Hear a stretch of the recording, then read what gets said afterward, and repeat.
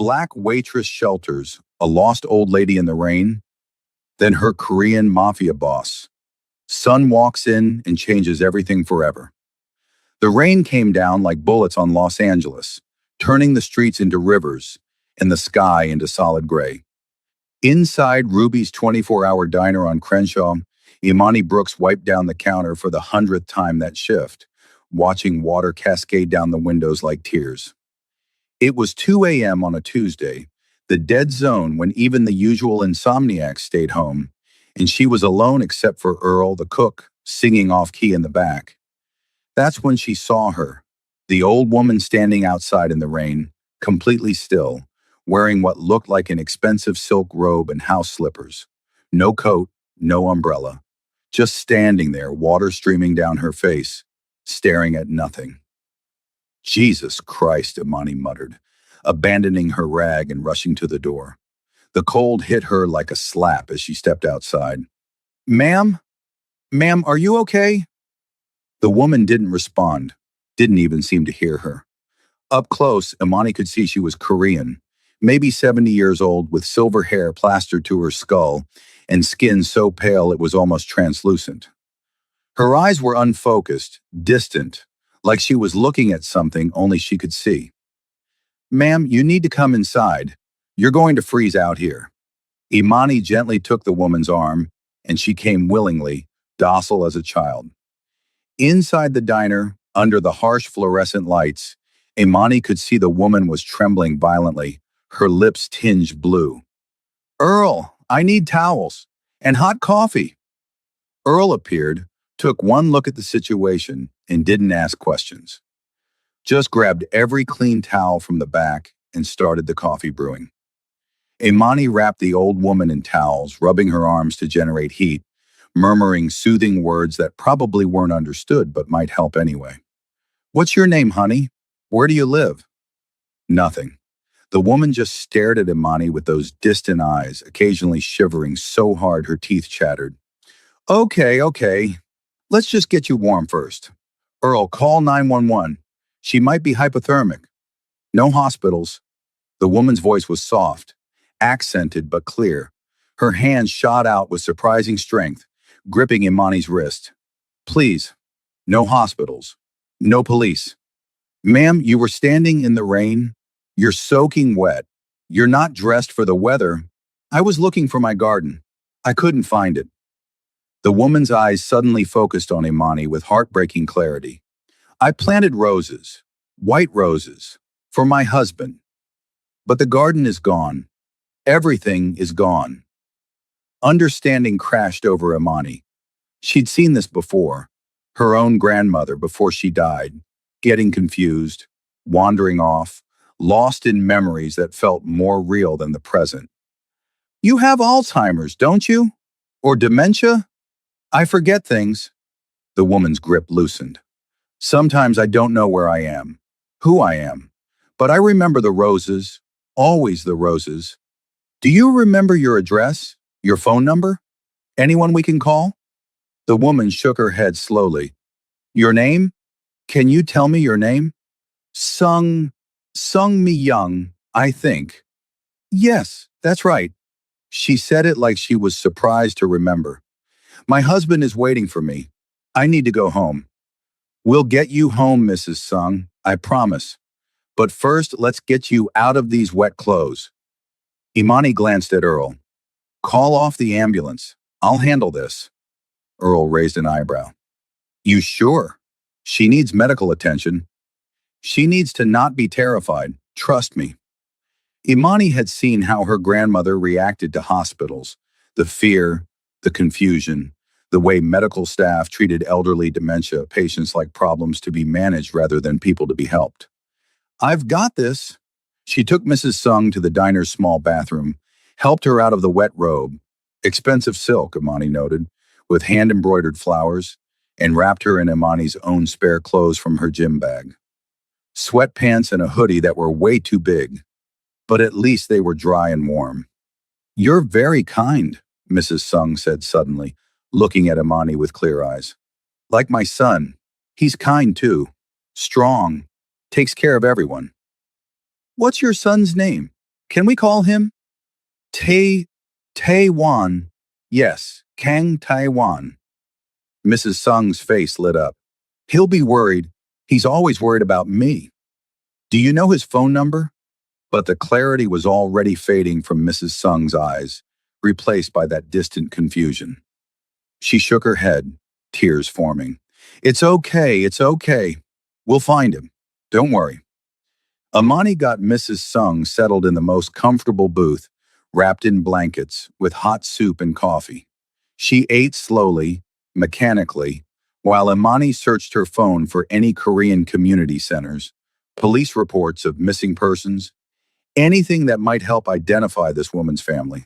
You know, Mrs. Sung said suddenly, voice clear again, I used to own restaurants, 3 of them.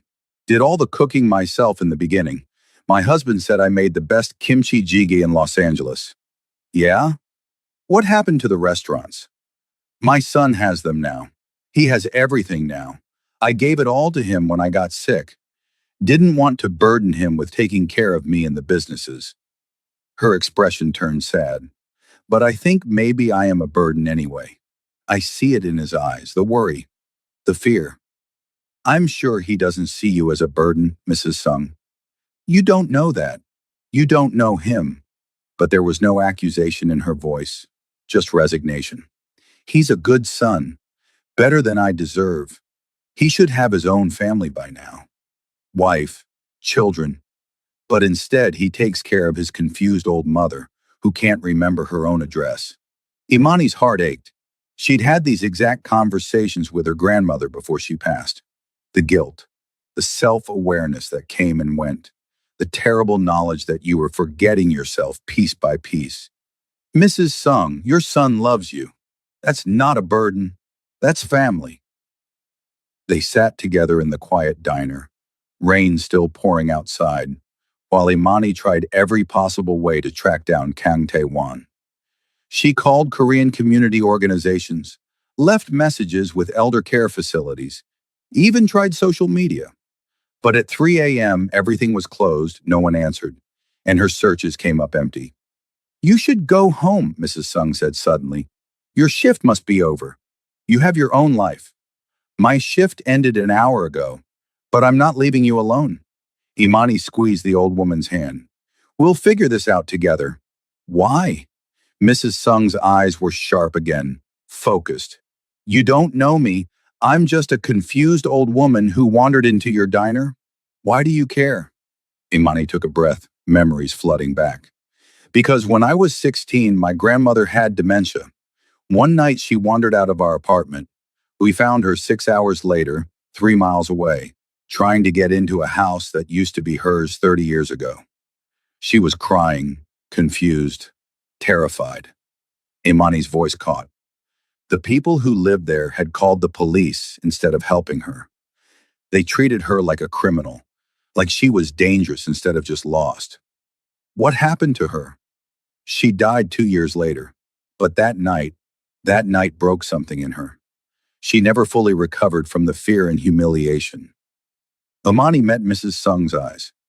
So when I see someone lost and confused, I help. Because I couldn't help my grandmother, but I can help you. Mrs. Sung's eyes filled with tears. You're a good girl. My son would like you. Let's focus on getting you back to your son, okay? They waited together as the rain continued and the night stretched toward dawn. Mrs. Sung drifted in and out of lucidity, sometimes telling stories about her restaurants, her late husband, her childhood in Seoul, sometimes staring at nothing, asking about gardens that existed only in memory. And Imani sat with her through all of it, patient and kind, the way she'd wish someone had been with her grandmother. At 5:47 a.m., the diner door slammed open with enough force to rattle the windows. The man who entered was like a storm given human form.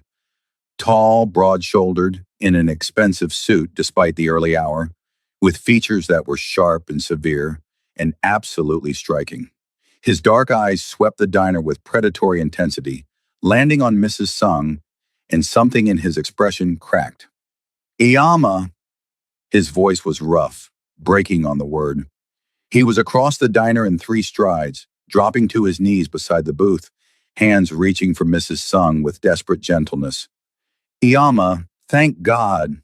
Thank God." He said something in rapid Korean, checking her over with shaking hands. Mrs. Sung looked at him with confused eyes. "Do I know you?" The man's face went pale, but he managed to smile. "Yes, Iyama. I'm Taiwan. Your son. Remember?" He touched her face gently. "I've been looking for you all night. I was so scared."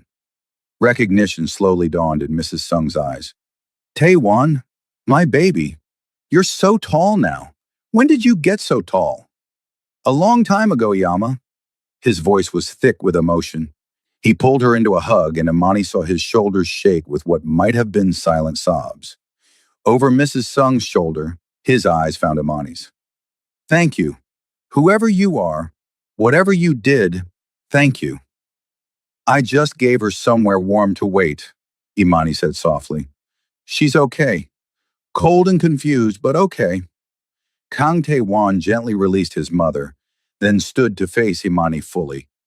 Up close, he was even more impressive, maybe 35, with the kind of presence that commanded attention without demanding it. But his eyes were red-rimmed with exhaustion and fear, and there was something raw in his expression that made Imani's heart twist. The warning stuck with Imani for the rest of her shift, through her commute home to her small apartment in Inglewood, through the few hours of sleep she managed to catch. What did Kang Tae-wan want? And why did the thought of seeing him again make her pulse quicken with something that felt dangerously like anticipation? Friday came too slowly and too quickly. Imani changed outfits 4 times, finally settling on a simple black dress that was nice without trying too hard. She'd told herself this was just a thank you dinner, nothing more. But her racing heart suggested otherwise. Taiwan arrived exactly at 7, this time in a different car, still expensive but less intimidating, a dark blue BMW. He'd traded his suit for dark slacks and a crisp white shirt, sleeves rolled to his elbows, revealing surprisingly muscular forearms. His eyes lit up when he saw her. "You look beautiful," he said, offering his arm like they were in some old movie. "You clean up nice yourself." Amani took his arm, trying to ignore how solid it felt under her hand. "So where's this restaurant?" "Koreatown, about 20 minutes from here." He opened the car door for her. "How has your week been?" "Long, busy, the usual." Imani settled into the leather seat. "How's your mother?" His expression softened. "Better. She's been talking about you constantly. Wants to know when she can visit your diner again." "She's welcome anytime, I meant that." "I know you did. That's, He started the car, pulling into traffic with easy confidence. "That's rare. Most people see my mother's condition and want to get away as fast as possible. They're uncomfortable. They don't know what to say. My grandmother had dementia. I know what it's like. For the patient and the caregiver. It's exhausting and heartbreaking, and there's never enough time or patience or hope." Yes, the single word carried volumes of emotion. Exactly yes. Some days I feel like I'm losing her piece by piece. Other days, she's completely herself, and I let myself believe maybe the doctors are wrong. Maybe she'll be okay. "How long has she been diagnosed?" 3 years. It started slow, forgetting names, misplacing things. Now, he gripped the steering wheel tighter. Now she has good days and bad days. The bad days are getting more frequent. "I'm sorry, it's not fair. Not to her, not to you." "Life rarely is." He glanced at her, something vulnerable in his expression. "But tonight is a good night. She knew who I was this morning, made me breakfast, scolded me for working too hard. It felt almost normal. Those moments matter. Hold on to them." "I'm trying." They drove in comfortable silence for a few minutes, and Imani found herself studying him in the dim light of passing street lamps. There was something about Kang Taiwan that didn't add up. The expensive cars, the security team, the vague references to businesses. Earl's warning echoed in her mind. Dangerous. Wolf in a suit. "Can I ask you something?" Imani said finally. "Anything." What do you really do? You said you own restaurants, but that's not all of it, is it? His jaw tightened slightly. No, it's not. Are you going to tell me the truth? Or are we going to play this game where we pretend you're just a regular businessman? A smile tugged at his lips. You're direct. I like that. I'm a waitress from South Central. I don't have time for games. So level with me, Taewan. Who are you really? He pulled the car over suddenly, parking on a quiet side street, turned to face her fully. I'm the head of the Kang family organization, what Americans call the Korean Mafia. I run legitimate businesses, restaurants, real estate, import-export. But I also run protection services, gambling operations, and other enterprises that exist in legal gray areas. Imani's heart hammered. She should have been terrified, should have opened the door and run. Instead, she found herself asking, why are you telling me this? Because you asked for the truth, and because if we're going to have dinner, if I'm going to see you again, and I very much want to see you again, you deserve to know who you're sitting across from. I could go to the police. You could, but you won't. His eyes held hers. Because you understand that the world isn't black and white, that sometimes good people do bad things for good reasons. Your grandmother probably understood that too. Living in South Central, seeing how the system fails people. Don't presume to know what my grandmother understood. You're right, I apologize. He looked genuinely contrite. But Imani, I need you to understand. I'm not ashamed of what I do. I protect my community. I provide for families. Yes, some of my methods are illegal, but I sleep okay at night knowing that Korean businesses in my territory are safe, that elderly immigrants have someone looking out for them, that kids have after-school programs and scholarships. You're justifying crime with charity. You found her in the rain? He asked. She was standing outside. I brought her in, got her warm, tried to find your contact information. Mrs. Sung mentioned your name but couldn't remember numbers or addresses. She wandered out while I was in a meeting. My security team has been searching for 6 hours. He ran a hand through his hair, control slipping. 6 hours. She could have been hit by a car, could have frozen, could have... He stopped, jaw clenching. I owe you everything. You don't owe me anything. I'm just glad she's safe. How much? Taewon pulled out his wallet, hands shaking slightly. For your time, your help, name your price. Offense flashed through Imani. I don't want money. I helped because she needed help. That's what decent people do. I didn't mean to insult you. He put the wallet away, looking chagrined. I'm sorry, I don't think clearly when it comes to my mother. Thank you, truly. Behind them, Mrs. Sung had gotten to her feet, looking around the diner with new interest. Is this your restaurant? She asked Imani. It's very clean. Good location. Do you need help? I'm an excellent cook. Iyama, this isn't our restaurant, Taiwan said gently, moving back to her side. This is a kind woman's diner. We're going home now, okay? But I like it here. The girl is nice. She didn't treat me like I was stupid. Mrs. Sung's eyes grew sharp. Not like those nurses at the place you want to send me. They talk to me like I'm a child. Pain crossed Taewon's face. Iyama, we've talked about this. The memory care facility has excellent staff. I don't want to go there. I want to stay home. With you. Tears spilled down Mrs. Sung's cheeks. Please don't send me away. I'll try harder to remember, I promise. You're not being sent away. It's just... Taewon looked helplessly at Imani, and she saw the truth in his eyes. He was drowning, trying to take care of his mother while clearly running some kind of demanding business, and failing at both because neither allowed for failure. Iyama, let's not discuss this here. Let's go home. Your mother can come back anytime, Imani said suddenly, surprising herself. If she likes it here, if it makes her feel safe, she's welcome.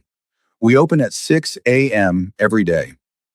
Taiwan's eyes met hers, gratitude and something deeper flickering in their depths. That's very kind, but I couldn't impose. It's not an imposition. We have regular customers who come in just to talk. Your mother would fit right in. Imani smiled at Mrs. Sung. I'd like the company. Gets boring sometimes during the slow hours. See? Mrs. Sung grabbed Taewon's arm. She wants me here. I won't be a burden. You're not a burden, Taewon and Imani said simultaneously, then looked at each other in surprise. After getting Mrs. Sung settled in Taewon's car, a sleek black Mercedes with tinted windows, and a driver who materialized from nowhere, Taewon turned back to Imani. I need your contact information so I can properly thank you and pay for any expenses you incurred tonight. I told you I don't want payment. Then let me take you to dinner. As a thank you. When she hesitated, he added, Please, it would mean a lot to my mother. She's already talking about you like you're an old friend. Something in his expression, the exhaustion, the vulnerability, the desperate hope, made Imani nod. Okay, dinner, but nowhere fancy. I don't do fancy. A real smile crossed his face, transforming his severe features into something almost boyish. I know a place. Casual. Best Korean food in LA. My mother's recipes. Your restaurant? One of them. Friday night? I'll pick you up at 7. Imani wrote her number on a napkin, and Taiwan took it like it was precious. Friday 7. Don't be late. I'm never late. He glanced back at the car where his mother waited. Thank you again, Miss Brooks, Imani Brooks. Imani? He said her name slowly, like he was tasting it. Beautiful. It means faith, doesn't it? You speak Swahili? I speak 7 languages. Comes with the territory. He didn't elaborate on what territory. Friday, Imani. I'll see you then. He left, and Imani stood in the diner's doorway, watching the Mercedes disappear into the early morning traffic. Earl appeared beside her, drying his hands on his apron. You know who that was, right? Earl asked. Kang Tae-wan. His mother said he owns restaurants. He owns half of Koreatown, and if rumors are true, he doesn't just own restaurants. Earl gave her a significant look. That man is dangerous, Imani. I've heard stories. You should be careful. He's just a worried son who was looking for his mother. Maybe, or maybe he's a wolf in an expensive suit. Earl shrugged. Just saying. Be careful. Men like that don't have dinner with waitresses unless they want something. I'm surviving in a world that doesn't care about people like my family. My grandfather came here with nothing. Built a restaurant. Had it destroyed 3 times by racist gangs. Police did nothing. So he and other Korean immigrants formed their own protection. That's how this started, out of necessity. And now?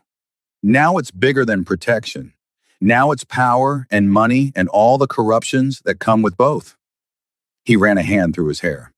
I'm trying to transition everything to legitimate operations. It's why I took over the family businesses. But it's slow, complicated, dangerous. Imani studied him, this beautiful, dangerous man who just laid his truth bare. Why didn't you lie? You could have just told me you're a restaurateur. I would have believed you. Because my mother likes you. And if she's going to visit your diner, if you're going to be part of her life, you need to know what that means. The risks involved.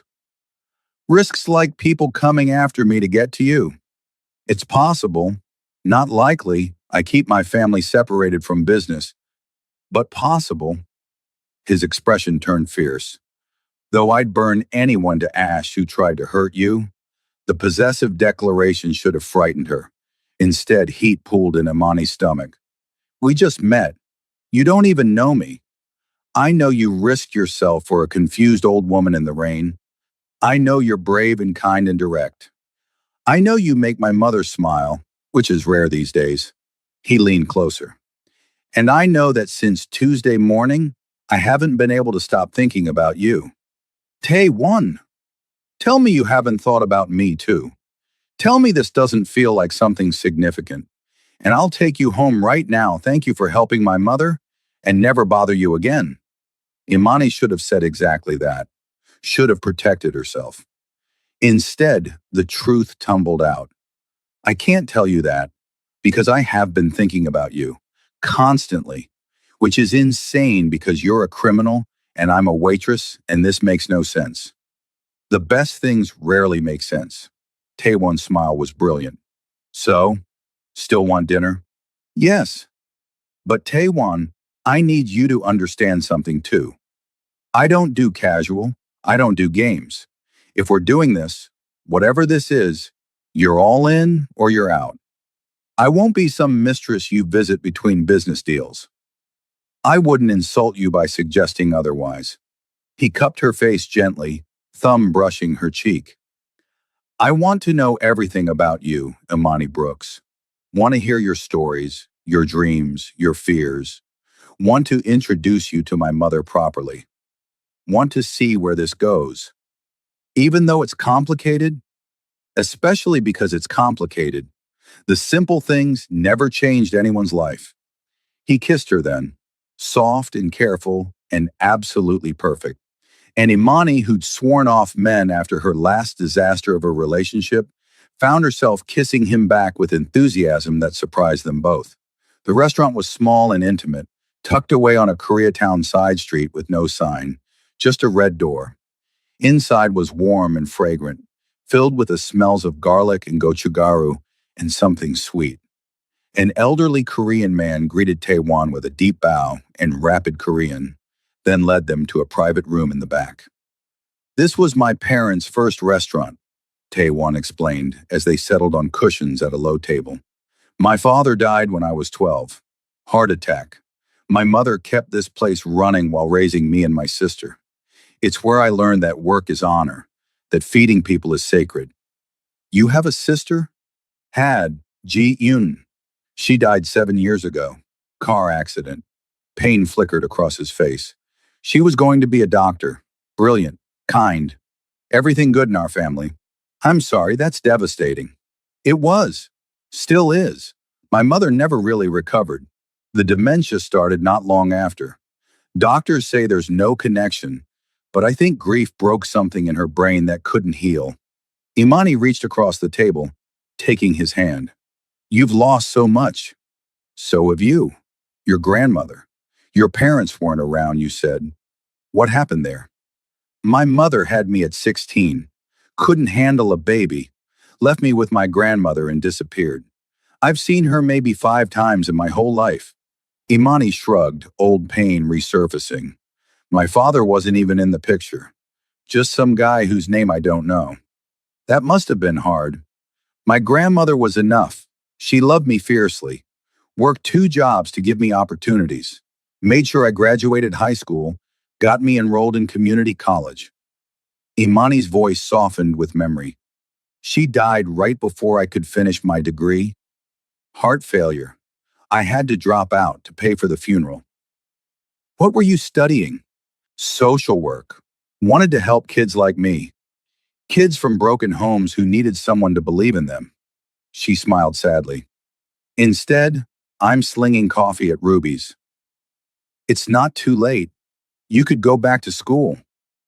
With what money? I can barely make rent. Imani pulled her hand back, suddenly self-conscious about the differences between them.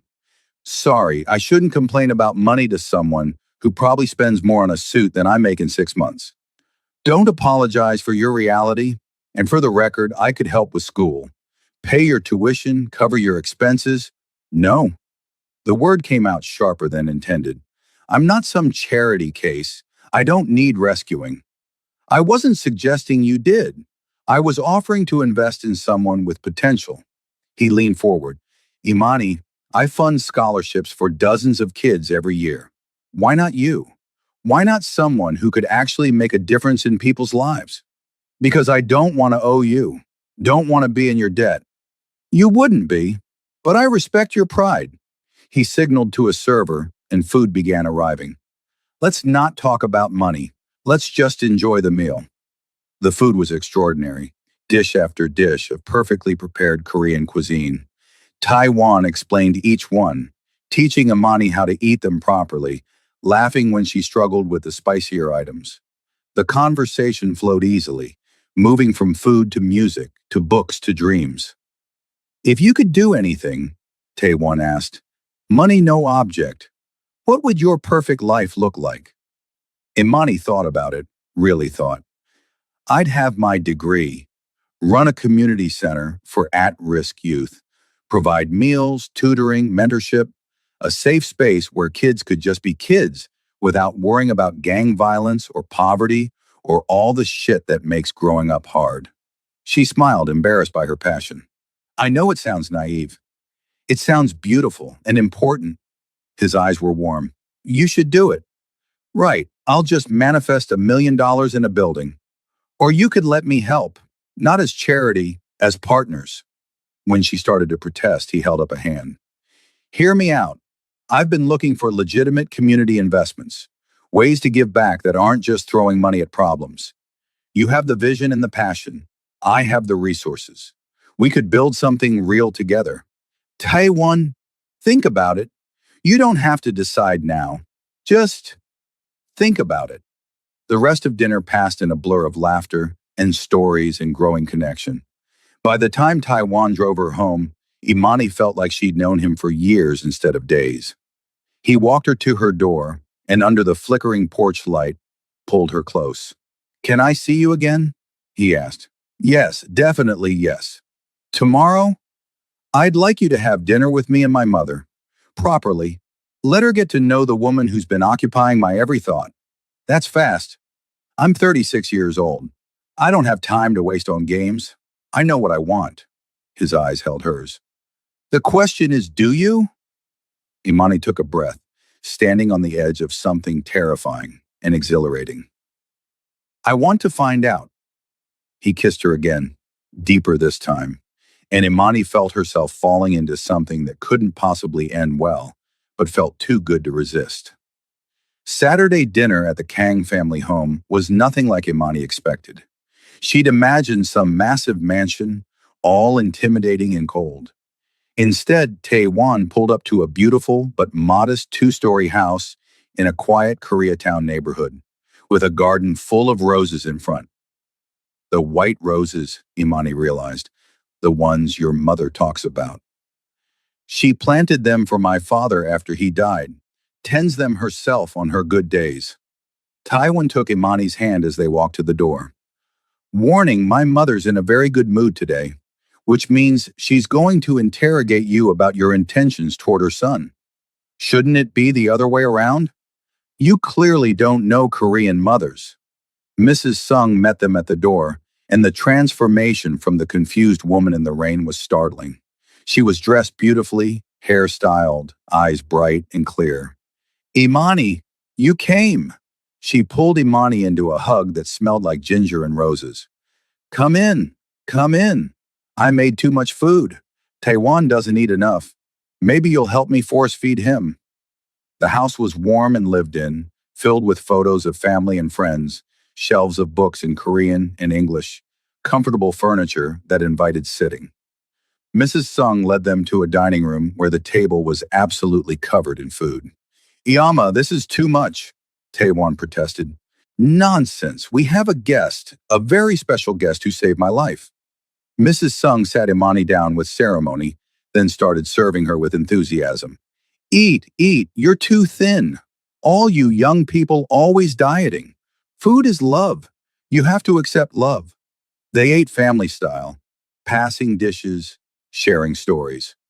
Mrs. Sung was sharp and funny, asking Imani about her life with genuine interest. She seemed to remember everything Taiwan had told her about their first meeting, adding her own embellishments. You should have seen him when he came home that morning, Mrs. Sung said, eyes twinkling, like a lovesick teenager. Iyama, I met the most amazing woman. She charged into danger to save you. She's beautiful and brave and kind. On and on. Iyama. Taewan's ears turned red. That's not exactly, it's exactly what you said. Don't lie in front of your future wife. Imani choked on her tea. Future wife? Of course. Why else would Taewan bring you home to meet me? He's never brought a woman home before. You must be special. Mrs. Sung patted Imani's hand. I know my son. He doesn't do casual. When he cares completely. It's both his greatest strength and his greatest weakness. Yama, you're embarrassing her. And me. Good. You should be embarrassed. You're 36 and still not married. I want grandchildren before I forget what grandchildren are. The comment was said lightly, but pain flickered across Mrs. Sung's face. The knowledge of her condition, the fear of what she was losing. Taiwan reached over, squeezing her hand. You're not going to forget, Yama. I won't let you. You can't stop this, my son. As much as you want to control everything, you can't control this. She turned to Imani. He thinks he can fix everything, protect everyone. But some things can't be fixed. They can only be accepted. After dinner, Mrs. Sung insisted on showing Imani the garden. They walked among the white roses while Taiwan cleaned up inside. In the twilight, Mrs. Sung's expression turned serious. I need to tell you something, she said quietly. About my son, about what he does. He told me, about the family business. Did he tell you why? Why he took over when he could have walked away? When Imani shook her head, Mrs. Sung continued. After Ji-eun died, after my daughter was killed by a drunk driver who got 6 months in jail because he had money and lawyers, Taiwan changed. He realized the legal system doesn't protect people like us. So he decided to become the protection. That's a lot of weight for one person to carry. Too much weight. He's drowning in responsibility and duty, and he won't admit it because he thinks he has to be strong for everyone. Mrs. Sung gripped Imani's hands. But you make him smile. Really smile. I haven't seen that in years. Whatever this is between you, don't let him push you away when things get hard. He'll try. He always tries to protect people by keeping them at a distance.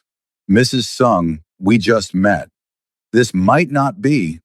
I know my son, and I see the way he looks at you. Like you're the answer to a question he's been asking his whole life.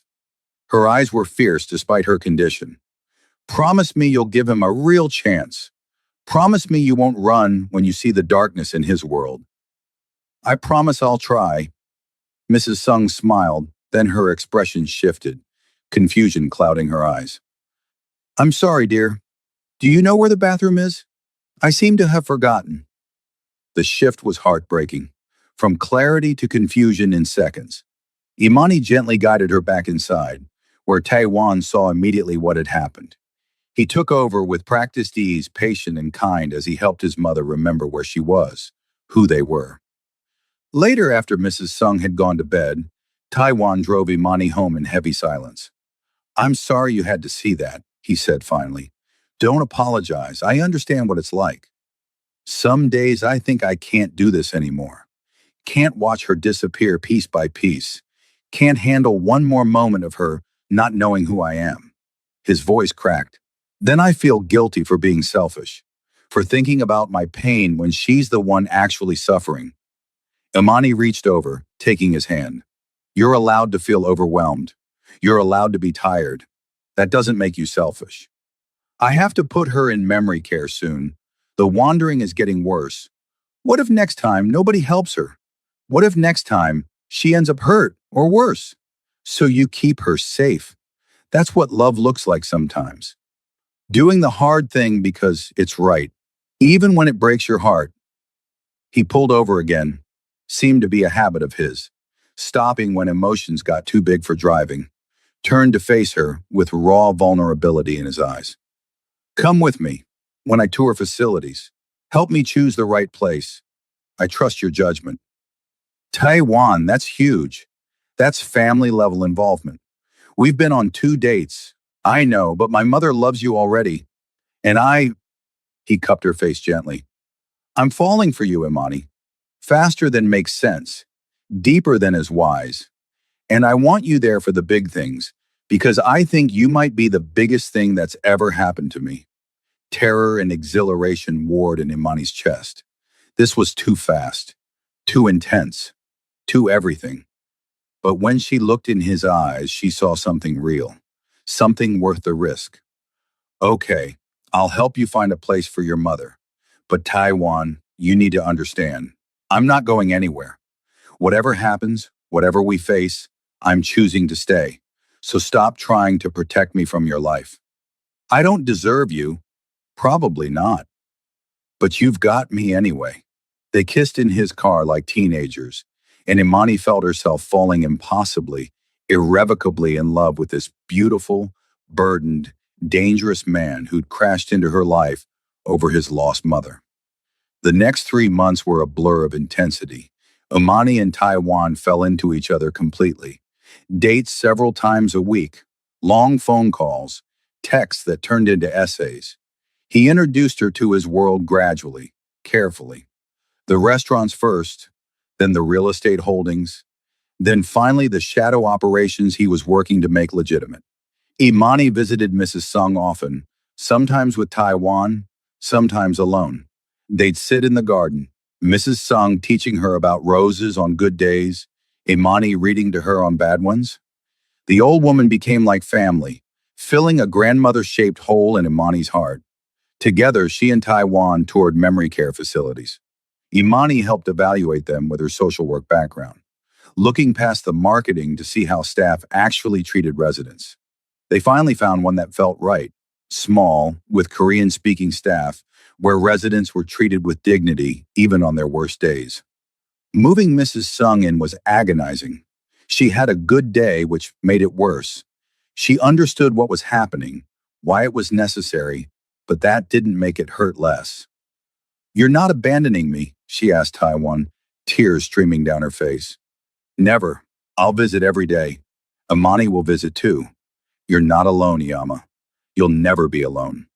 "Promise me something," Mrs. Sung said, gripping both their hands. "Promise me you'll take care of each other. Promise me you'll build a life together. I want to know you're happy before I forget what happiness is." "Iyama, promise me, Taiwan. I promise. I love her, Iyama. I'm going to marry her." The declaration hung in the air. Amani's heart stopped. They hadn't discussed marriage, hadn't even said "I love you" yet. But Taiwan met her eyes over his mother's head, and she saw the truth there. He meant it. Every word. "Good," Mrs. Sung said, smiling through tears. "That's good. Don't wait too long. I want to remember the wedding." That night, after getting Mrs. Sung settled, after crying in his car, after driving back to his house in silence, Taewon pulled Imani into his arms and held on like she was the only solid thing in a shifting world. "I meant it," he whispered into her hair. "What I said to my mother. I love you. I want to marry you. I know it's fast. I know it's crazy, but I've never been more certain of anything." Taewon, you don't have to say it back. You don't have to decide anything right now. I just needed you to know, needed to say it out loud. Imani pulled back, looking up at him. "I love you too. It terrifies me, and it doesn't make sense. And I definitely don't understand how this happened so fast. But I love you." The kiss was different this time. Not desperate or exploratory, but sure. A promise. A claiming. They made love in his bed, slow and intense, learning each other completely. And afterward, tangled together, Taewon whispered, "Move in with me." "That's fast. I'm 36. You're 32. We're not kids. Why waste time pretending this isn't serious? My apartment, keep it if you want. As a backup, as storage, whatever. But live here, with me. Wake up next to me every morning. Let me make you breakfast. Build a life together." Imani thought about her tiny studio, the loneliness of coming home to empty rooms. Thought about waking up next to Taiwan, being part of his daily life. "Okay, yes, let's do it." His smile could have powered the entire city. Moving in was easy. Imani didn't have much. Her grandmother's quilts, some books, clothes. Taewon cleared space in his closet, made room on shelves, integrated her things into his home until it became theirs. He cooked Korean food and learned to make her grandmother's recipes. She learned basic Korean and attended business dinners where she charmed his associates without trying. Life fell into a rhythm. Imani kept working at Ruby's, liked the normalcy, the connection to her old life, but started taking online classes toward finishing her degree. Taiwan funded it despite her protests, arguing it was an investment in their community center dream. They visited Mrs. Sung daily, weathering her good days and bad with shared strength. But paradise never lasts in dangerous worlds. The attack came on a Tuesday. Imani was closing Ruby's alone. Earl had left early. The cook was already gone. When three men walked in. Chinese, she thought, not Korean. Wrong energy, wrong vibe. We're closed, she said, hand reaching for her phone. We're not here for food. The leader, scar running down his face, smiled without warmth. We're here to send a message to Kang Taiwan. Tell him the Sun Yeon Triad doesn't appreciate him expanding into our territory. Terror spiked through Imani. I don't know what you're talking about. Don't play stupid. You're his woman, living in his house, visiting his mother. That makes you leverage. They moved fast. Imani grabbed the coffee pot, throwing scalding liquid at the nearest attacker. He screamed and she ran for the back door. Almost made it, but hands grabbed her hair, yanking her back. Pain exploded across her face as someone hit her. That's for the coffee, bitch. She fought, scratched, kicked, bit. But there were three of them and one of her. They were dragging her toward the door when the diner windows exploded inward. Taiwan came through the broken glass like an avenging angel, gun in hand, face twisted with fury. The violence was brutal and efficient. 2 shots, 2 bodies dropping. The third man grabbed Imani, knife to her throat. Back off or she dies. Taiwan froze, eyes locked on Imani's. She saw calculation there, cold assessment of angles and possibilities. Then his expression shifted to something almost gentle. You won't kill her. Try me. If you kill her, I'll make you watch while I murder everyone you've ever loved. Parents, siblings, children. I'll burn your entire bloodline to ash. But if you let her go right now, you get to run. 5-second head start before I put a bullet in your spine. Your choice. The man's hand trembled. Imani felt the knife bite into her skin, warm blood trickling down her neck. Then the pressure released, and he was running, crashing out the back door. Taiwan let him get 3 steps before firing. The body dropped. Then Taiwan was there, pulling Imani into his arms, hands frantically checking her over. Are you hurt? Did they? Christ, you're bleeding. I'm okay. I'm okay. But she was shaking violently, adrenaline crashing. How did you know? Security cameras, I have them on all your regular locations. When I saw them come in, His voice broke. Imani, if I'd been even a minute later, but you weren't. I'm okay. We're okay. They weren't okay. Not really. The attack changed everything. Taiwan went to war. The Sun Yi. On Triad had crossed an unforgivable line, and he responded with overwhelming force. Imani didn't ask for details, but she saw the results. Tension in his shoulders, blood on his clothes he thought she didn't notice. The way he checked the locks 3 times before bed. I can't live like this, Imani said one night, 2 weeks after the attack. Constantly afraid, looking over my shoulder, wondering when the next threat will come. Taewon's face went pale. You're leaving. What? No, I'm saying we need to change something. Your promise to your mother about transitioning to legitimate business, we need to accelerate that. Because I love you, but I won't raise children in a world where they're targets because of what their father does. Children, the word hung between them. They'd never discussed it explicitly, but the implication was clear. This was long-term, forever. Marriage and family and all the complicated, beautiful mess that came with it. You want children? With me? Taewon's voice was barely a whisper. Eventually, yes, but not until this world is safer. Not until you can promise me that our kids won't be leverage for your enemies. He pulled her close, burying his face in her hair. Then I'll make it safer, whatever it takes. I'll get out, go completely legitimate, make peace with every organization that might threaten us. I'll do it all. For you. For our future. Promise. I promise. It took 8 months. 8 months of brutal negotiations, strategic partnerships, and careful maneuvering. Taiwan sold off or transferred every illegal operation, keeping only the restaurants, real estate, and import businesses.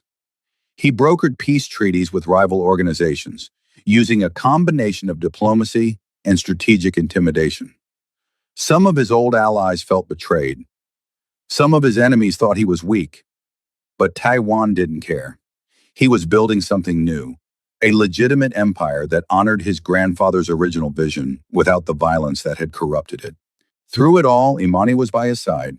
She finished her degree online, graduated with honors, worked with Taiwan on plans for the community center that was now a real project with funding and timelines, visited Mrs. Sung, whose condition had deteriorated, but who still had moments of perfect clarity where she'd smile at Imani and call her daughter.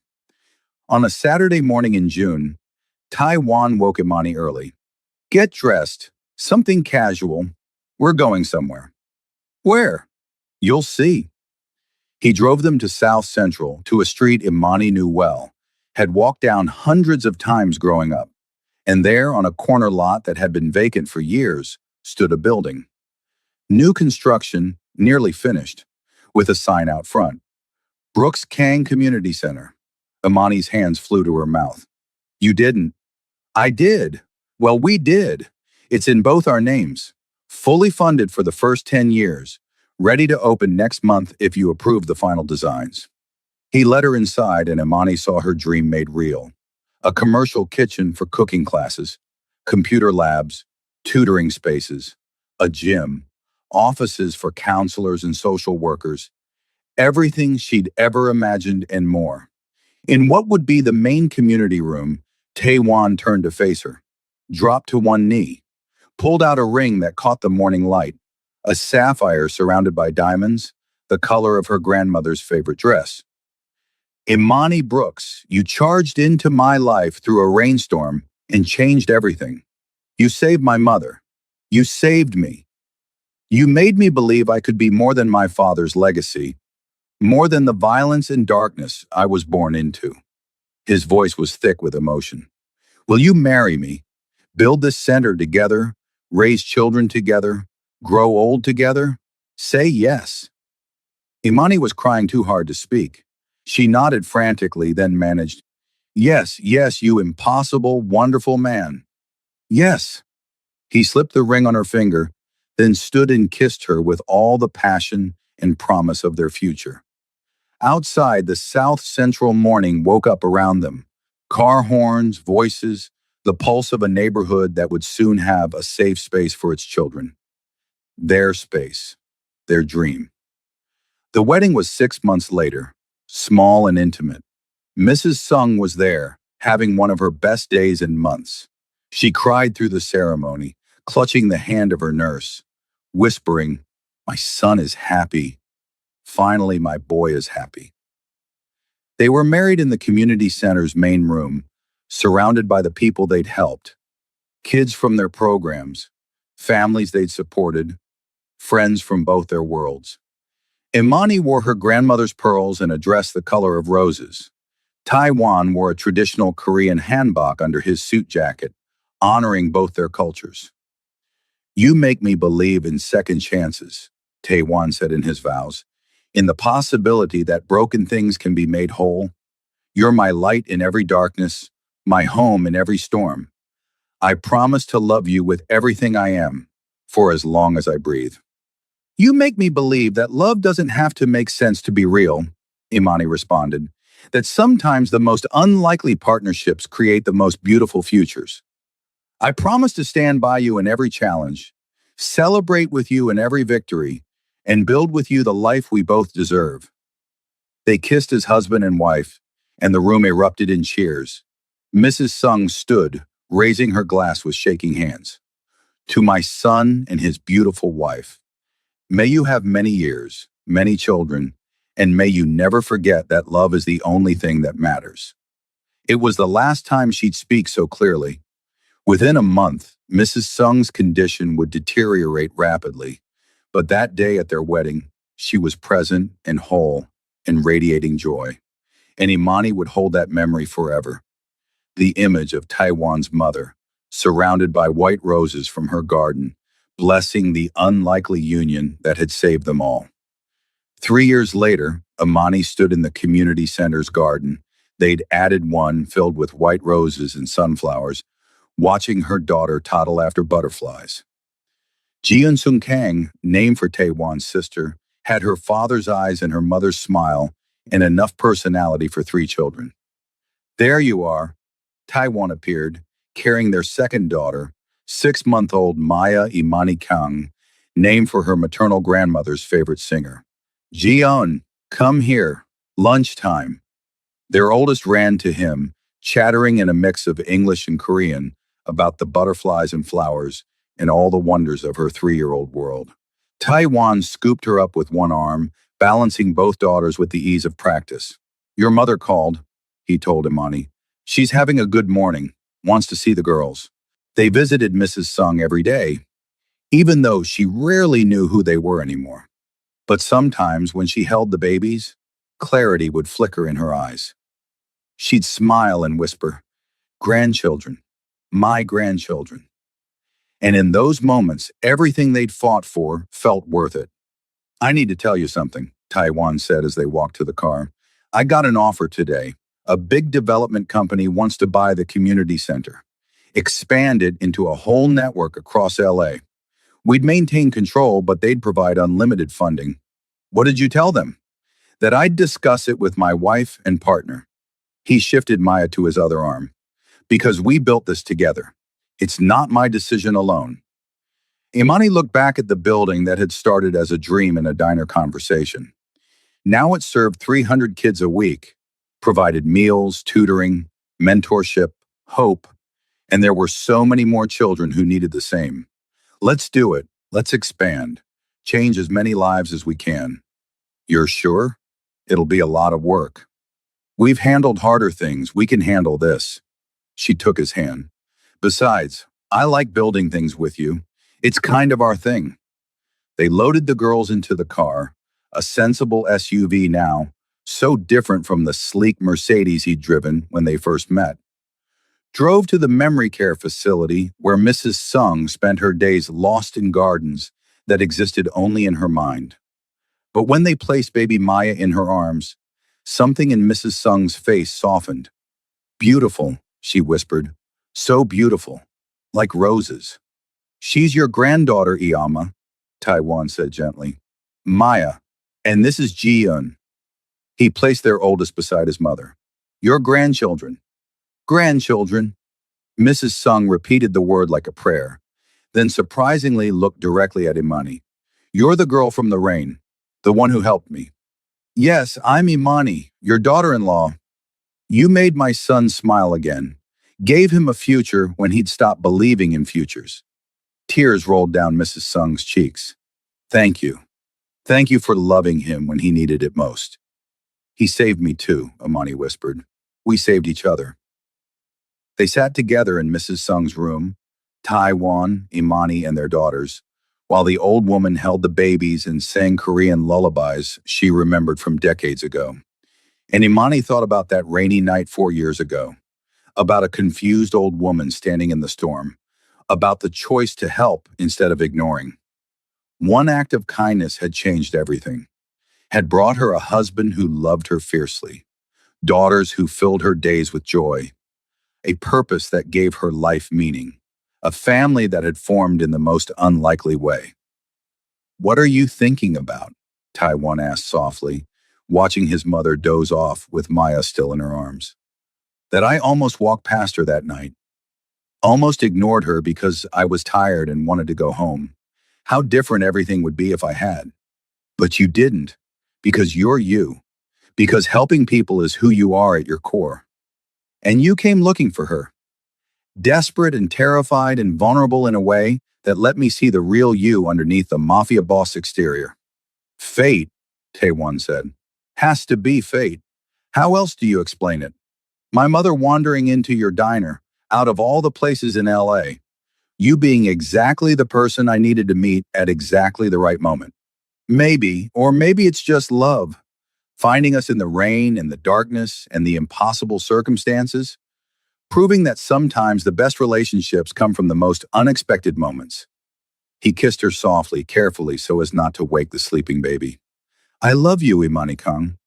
I love you too, my unlikely, impossible, wonderful husband. They sat together in comfortable silence, watching their daughters sleep in their grandmother's arms. Outside, the Los Angeles afternoon stretched golden and warm. Inside, a family that shouldn't have existed, formed from rain and confusion, and one waitress's refusal to walk past someone who needed help, proved that love doesn't follow logic. It just is.